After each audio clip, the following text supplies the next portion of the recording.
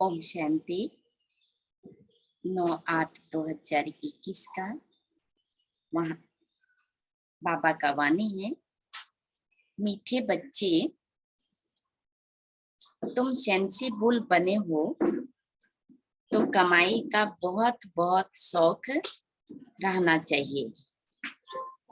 धंधे आदि से भी समय निकाल बाप को याद करो तो कमाई होती रहेगी। प्रश्न है, तुम बच्चों को अभी कौन सी ऐसी श्रीमत मिली है जो कभी नहीं मिली? उत्तर है, तुम्हें इस समय बाप श्रीमत देते हैं। मीठे बच्चे, सवेरे सवेरे उठकर बाप की याद में बैठो तो पूरा वर्षा मिलेगा। दूसरी पॉइंट है, गृहस्थ व्यवहार में रहते कमल फूल समान रहो। ऐसी श्रीमत दूसरे सत्संगों में कभी मिल नहीं सकती। उन सत्संगों में बाप और वर्षे की बात नहीं। गीत बजे है, तुम ही हो माता पिता तुम ही हो। ओम शांति। इस भारत में खास और सारी दुनिया में आम अनेक प्रकार के सत्संग होते हैं। ऐसे कोई भी सत्संग या चर्च या मंदिर नहीं होंगे जहां मनुष्यों की बुद्धि में हो कि हम यह वर्षा पा रहे हैं। यहाँ तुम बच्चे बैठे हो, सभी सेंटर्स में अपने बेहद बाप की याद में बैठे हैं, इस विचार से कि हम अपने बाप से सुखधाम का वर्षा पा रहे हैं। ऐसे और सत्संग व चर्च आदि में नहीं समझेंगे। तुम बच्चों की बुद्धि में ही है। तुम बच्चे जानते हो कि हम बेहद के बाप की याद में बैठे हैं। नई दुनिया स्वर्ग का वर्षा ले रहे हैं। सब बच्चे एक बाप से वर्षा ले रहे हैं। इतने ढेर बच्चे विधि को पाते रहते हैं। सबको श्रीमत मिलती है, सवेरे उठकर बाप को याद करो। हम बाबा से यह वर्षा लेने वाले हैं। हम उस बाप के बने हैं। आत्मा को अब पहचान मिली है बाप से। बाप डायरेक्शन देते हैं, मुझे याद करो। और गृहस्थ व्यवहार में रहते हुए कमल फूल समान पवित्र रहो। सबको यहाँ आकर बैठना तो नहीं है। स्कूल में पढ़कर फिर अपने अपने घर चले जाते हैं। हर एक बच्चा अपने टीचर से वर्षा पा सकता है। यह भी ऐसे ही है। रोज पढ़कर फिर घर में जाकर भल धंधा आदि करो। तुम गृहस्थ व्यवहार में भी हो और फिर स्टूडेंट भी हो। गृहस्थ व्यवहार में रहते कमल फूल समान रहना है। ऐसे कोई सन्यासी आदि नहीं करते। यहाँ तुम प्रैक्टिकल में बैठे हो। गृहस्थ व्यवहार में रहते पवित्र बनते हो। पवित्र बनकर परम पिता परमात्मा को दूसरे कोई याद नहीं करते। भल गीता सुनते हैं, पहले हैं, पढ़ते हैं, परंतु याद तो नहीं करते हैं ना। कथनी और करनी में फर्क है।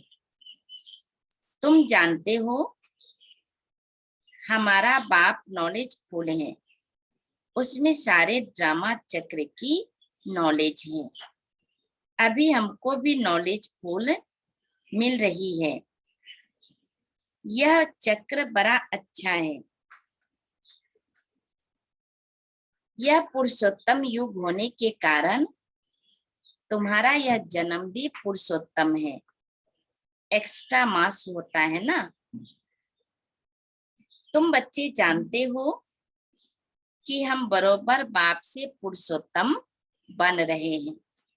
मर्यादा पुरुषोत्तम हम फिर से बन रहे हैं। फिर 84 का चक्र खाया, यह बुद्धि में ज्ञान है और कोई सत्संग में यह नहीं समझाते हैं। तुम समझते हो हमको यह बनना है। बनाने वाला एक ही बाप है। इन लक्ष्मी नारायण के चित्र पर तुम अच्छी रीति समझा सकते हो। बरोबर ब्रह्मा द्वारा योग बल से इन्होंने यह पद पाया। ऐसे बुद्धि में इमर्ज करना चाहिए। ब्रह्मा सरस्वती लक्ष्मी नारायण के 2 रूप भी दिखाते हैं। ब्रह्मा सरस्वती फिर प्रजा भी दिखानी पड़े। हर एक बात पर अच्छी रीति विचार करना चाहिए। बाप कहते हैं मुझे याद करो। ब्रह्मा को भी कहते हैं मुझे याद करो तो यह बनेंगे। गोया ब्रह्मा मुख वंशावली सबको कहा मुझे याद करो। कैसे याद करना है यह भी बुद्धि में है। चित्र भी सामने रखे हैं। इन पर समझाना बड़ा सहज है। बाप का परिचय देना है। प्रदर्शनी में भी इस पर समझाओ। यह निश्चय बैठता है कि बरोबर यह सबका बेहद का बाप है। इस हिसाब में से हमें बेहद का वर्षा मिलना चाहिए। हम निराकारी आत्माएं तो भाई भाई हैं। जब साकार में आए तो भाई बहन बने, तब पढ़ सके। भाई बहन बनेंगे ही ब्रह्मा के बच्चे। वर्षा बाप से मिलता है, यह बुद्धि में बिठाना है। कोई को भी समझाओ, पहले बाप का परिचय दो। हम ब्रदरहुड हैं। सर्वव्यापी कहने से फादरहुड हो जाते, यानी सभी पिता ही पिता हो जाते। जो कहते कि हर जगह भगवान है, हम में तुम में भी भगवान है। फादरहुड को वर्षा कहाँ से मिलेगा? अब फादर से तो वर्षा मिल नहीं सकता है। फादर कहते गिरते आए हैं। वर्षा कुछ भी नहीं। वर्षा अर्थात प्रॉपर्टी। अभी ब्रदरहुड समझने से ही वर्षा मिलेगा।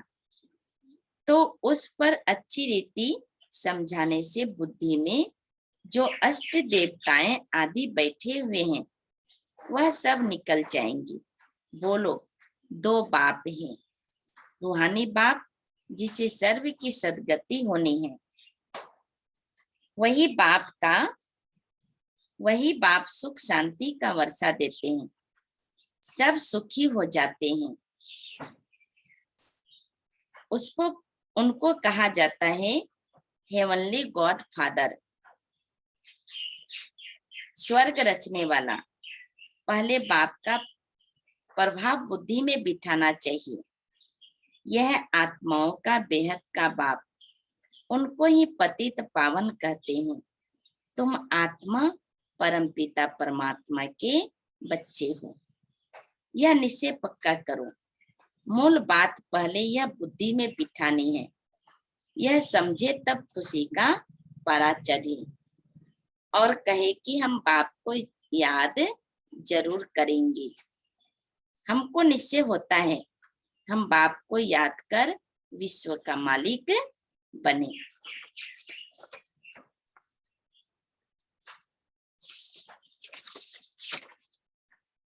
यह खुशी रहेगी। समझदार होगा और बुद्धि में पूरा निश्चय होगा तो कहेगा ऐसा बाप, बेहद का बाप जो दादा में आता है पहले तो उनसे मिले। श्री बाबा ब्रह्मा द्वारा ही हमसे बात कर सकेंगे। तुम आत्मा तो उनसे मिली नहीं हो तो याद कैसे करेंगे। बच्चे एडॉप्ट हो तो याद पड़े, एडॉप्ट ही नहीं होंगे तो याद कैसे पड़ेगा। पहले उनके बनो, ऐसे बाप के साथ तो झट मिलना चाहिए। बाप भी यही पूछेंगे, तुम अपने को आत्मा समझते हो। मैं तुम आत्माओं का बाप हूँ। श्री बाबा तुमसे बात कर रहे हैं।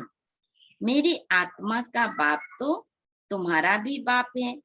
वह पूछते हैं, तुमको निश्चय है कि सब आत्माओं का बाप बरोबर एक ही है।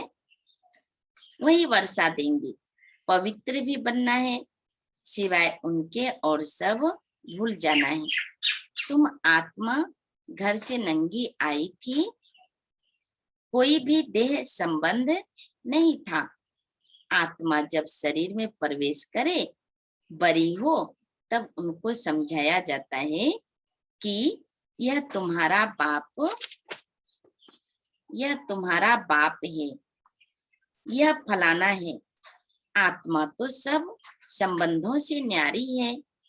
आत्मा चली जाती है तो कहा जाता है, आप मुए मर गई दुनिया। बंधन रहित हो जाती है। शरीर छोड़ते हैं तो आपके लिए बंधन रहित हो जाती है। जब तक दूसरा शरीर मिले, माता के गर्भ में जाकर बाहर निकले, समझदार हो, फिर है संबंध की बात। तो यहाँ भी तुम बच्चों को समझाना है, जीते जी सब कुछ भूल जाना है, एक बाप को याद करना है। यह है अभिविचारी याद। इसको ही योग कहा जाता है। यहाँ तो मनुष्यों को अनेकों की याद रहती है। तुम्हारी है अभिविचारी याद। आत्मा जानती है कि यह सब शरीर के संबंध खत्म हो जाने हैं। हमारा संबंध एक बाप के साथ है। बाप को जितना याद करेंगे, विकर्म विनाश होंगे। ऐसे भी नहीं कि मित्र संबंधियों को याद करने से कोई विकर्म बनेंगे। नहीं, विकर्म तब बनेंगे जब ऐसा कोई रॉन्ग कर्म करेंगे। बाकी और कोई को याद करने से विकर्म नहीं बनेंगे। हाँ, टाइम वेस्ट जरूर होगा। एक बाप को याद करने से विकर्म विनाश होते हैं। यह युक्ति है पाप कटने की। बाकी संबंध आदि तो याद रहते हैं। शरीर निर्वाह, अर्थ धंधा आदि सब करो, परंतु जितना टाइम मिले बाप को याद करते रहो तो खाद निकल जाए। मूल बात है यह। अंदर में ही विचार करो कि पतित से पावन कैसे बने। बाप को याद करना पड़े। गृहस्थ व्यवहार में रहना है। सन्यासी लोग भी शरीर छोड़ फिर गृहस्थियों के पास जाकर जन्म लेते हैं। ऐसे तो नहीं कि जन्म जन्मांतर के लिए पावन बन जाते हैं। वाइसलेस वर्ल्ड तो अभी कोई है नहीं। यह है विशेष वर्ल्ड। इनसे कोई निकल नहीं सकते। विशेष वर्ल्ड में रहने के कारण कुछ न कुछ खामी जरूर है। बाकी दुनिया तो है ही दो, विशेष वर्ल्ड और वाइसलेस वर्ल्ड। विशेष वर्ल्ड यानी कलयुग, विकारी दुनिया, और वाइसलेस वर्ल्ड सतयुग, पावन दुनिया में देवताएं रहते थे। तो समझाने में बहुत सहज होगा। इस पतित दुनिया का अभी विनाश होना है।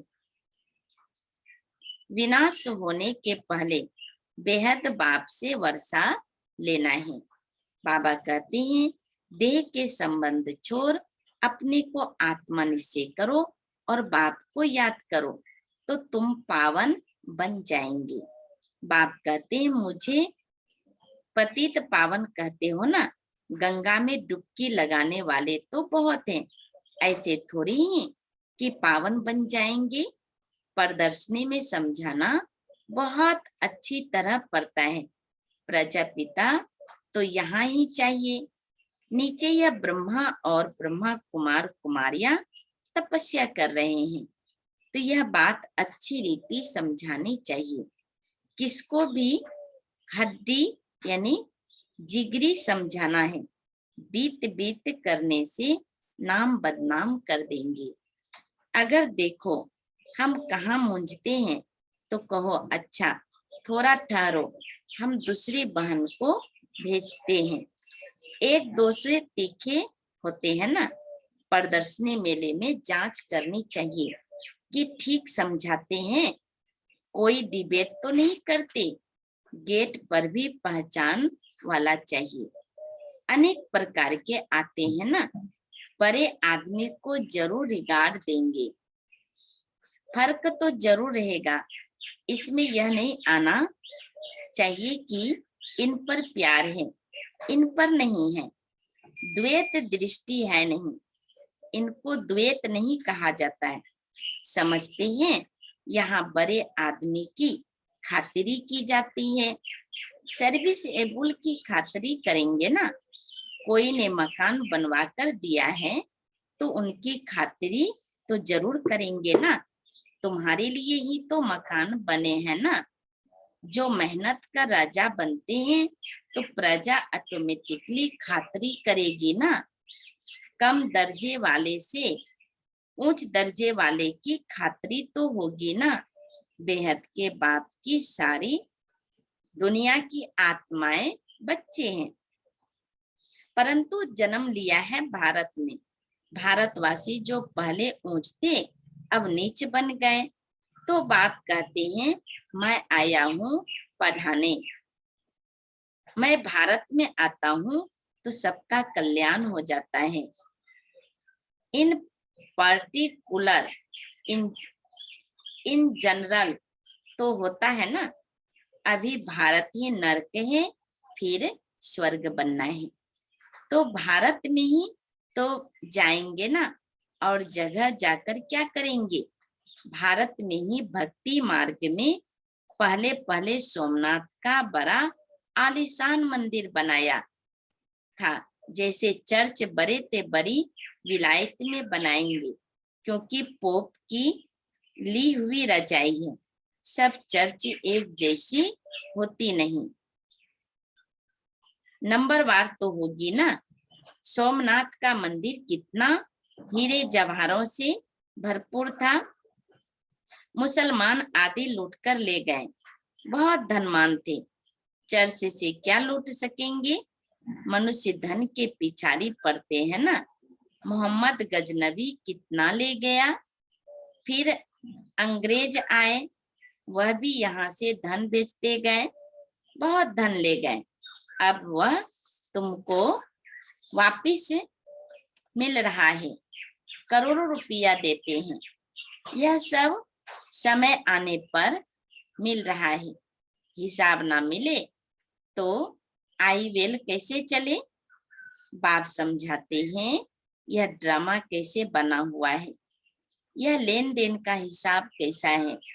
फिर भी तुम बच्चों को अब स्वर्ग का मालिक बनना है।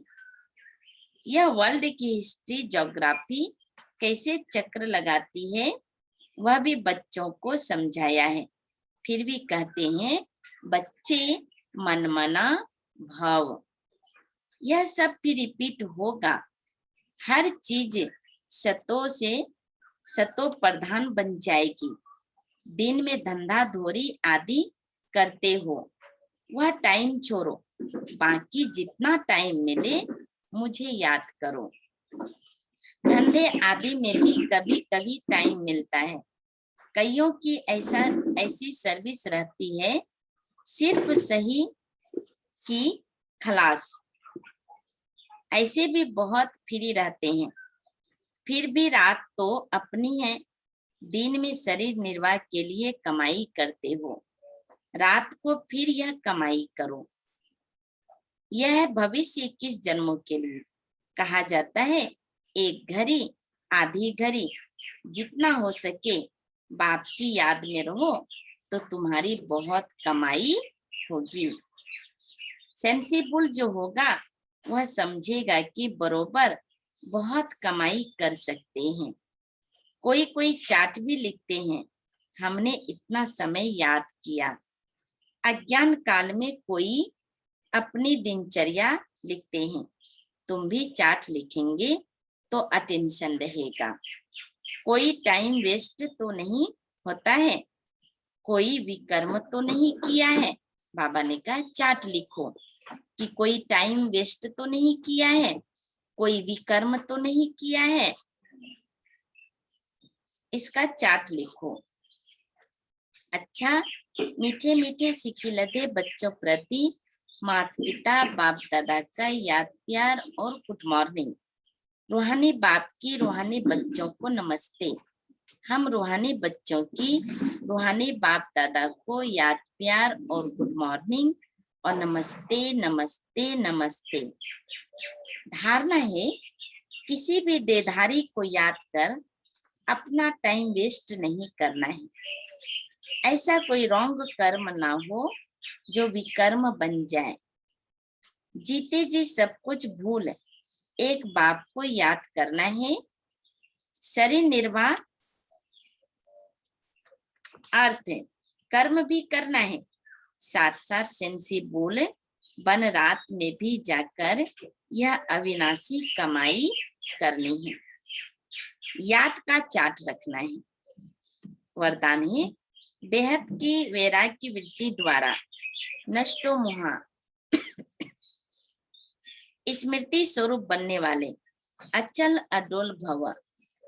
जो सदा बेहद की वैराग्य वृत्ति में रहते हैं वह कभी किसी भी दृश्य को देख घबराते व हिलते नहीं हैं, सदा अचल अडोल रहते हैं, क्योंकि बेहद की वैराग्य वृत्ति से नष्टो मोहा स्मृति स्वरूप बन जाते हैं। अगर थोड़ा बहुत कुछ देखकर अंश मात्र भी हलचल होती है या मोह उत्पन्न होता है तो अंगद के समान अचल अडोल नहीं कहेंगे। बेहद की वैराग्य वृत्ति में गंभीरता के साथ रमणीकता भी समाई हुई है। स्लोगन है राज्य अधिकारी के साथ साथ बेहद के वैरागी बनकर रहना यही राज ऋषि की निशानी है।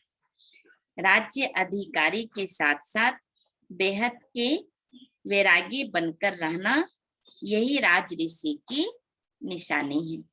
अच्छा, ओम शांति।